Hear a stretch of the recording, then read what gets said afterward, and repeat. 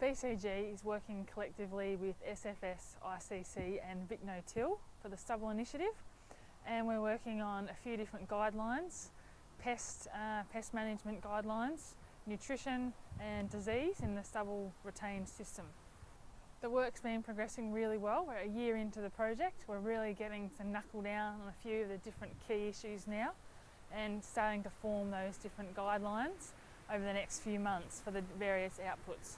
Next for the future of the project is to have a big steering committee meeting at the end of March, and then working on those guidelines, also establishing a couple more trials this year, focusing on that nutrition aspect and row spacing in the stubble retained systems. Under the Stubble initiative, we're working on a variety of topics that go from establishing crops in retained stubble systems, right through to trying to look at pest management and how we can better manage our pests, particularly snails and slugs, when we're retaining stubble. It's not going too bad so far.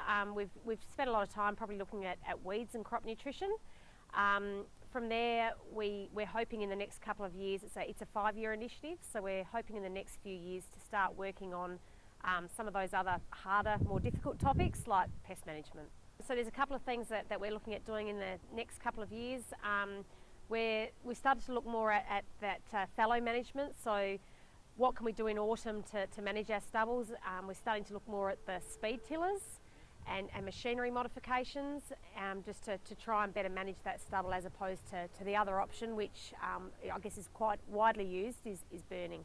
Our group's working across a range of outputs in the stubble initiative, but they're really around managing the variable stubble loads we get in the Central West. Because our climate is quite variable, our rainfall is quite variable, each year is quite different in terms of what the producers are faced with.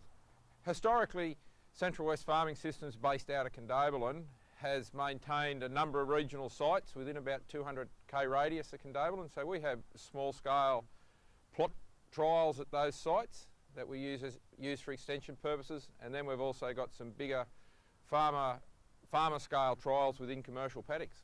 I guess the future involves trying to understand the reasons why we get different responses in different years and trying to unravel whether it's a nutritional issue or a disease issue and the ultimate game is to try and help the producers predict prior to sowing what the response will be at harvest to different stubble management techniques.